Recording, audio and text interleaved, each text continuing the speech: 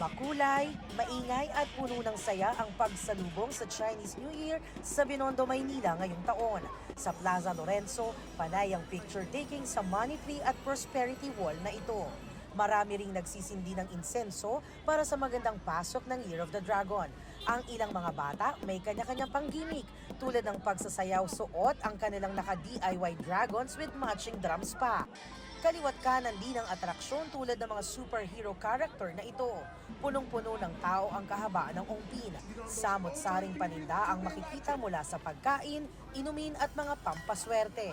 Isa sa nakasabay naming nag-iikot ngayong gabi, binihisa ng dragon costume ang kanyang fur baby.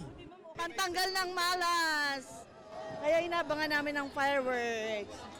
Dahil paniwala ring swerte ang kumain ng dumpling sa pagsalubong ng Chinese New Year, di maubos ang tao sa food stall na ito. Lucky po siya. Mabenta po. Patok syempre ang charms na tulad nito na paniwalang magdadala ng biyaya at pangontra sa mga negative energy. Apat po tayo kasing lucky color. Yung green, emerald green at saka red, yellow, and peach po.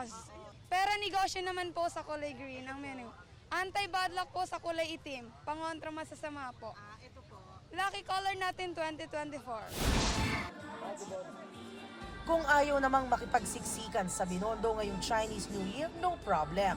Dahil sa Quezon City, may Chinatown din sa Banawe Street.